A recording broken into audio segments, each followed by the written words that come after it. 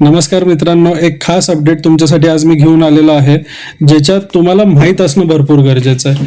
बरेच आपले लोक आज एक्सपोर्ट करतायत, इम्पोर्ट करतायत. काही जण त्याच्यात फ्रॉड आणि स्कॅममध्ये दुबईमध्ये अडकतात. पण तुम्हाला एक RBIचा रूल माहिती आहे की जे आपण एक्सपोर्ट करतो त्याचे पैसे भारतात तुम्हाला त्या इनवॉइसच्या अगेन्स्ट मागवावेच लागतात. कमी मागवले तरी बँकेला तुम्हाला रिझन सांगायचं आणि जास्त मागवले तरी सांगायचं आहे.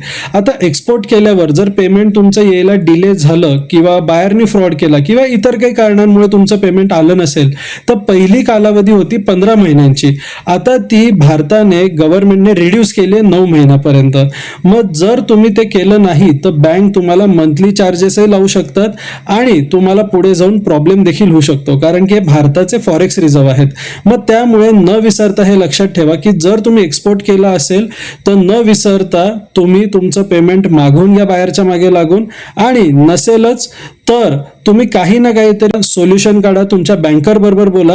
ते तुम्हाला तुमचं जे काही इनवॉइस आणि BRC आहे, एक्सपोर्ट केलेलं पेमेंट जर आलं नसेल त्या अगेन्स्ट तुमची बँकर तुम्हाला नक्कीच हेल्प करेल. जर तुम्ही EFTचे मेंबर असाल आणि अशा काही प्रॉब्लेम मध्ये अडकले असाल की जिथे तुम्ही एक्सपोर्ट केलं पेमेंट आलं नसेल तर आपल्याच हेल्पडेस्क नंबरला कॉन्टॅक्ट करा.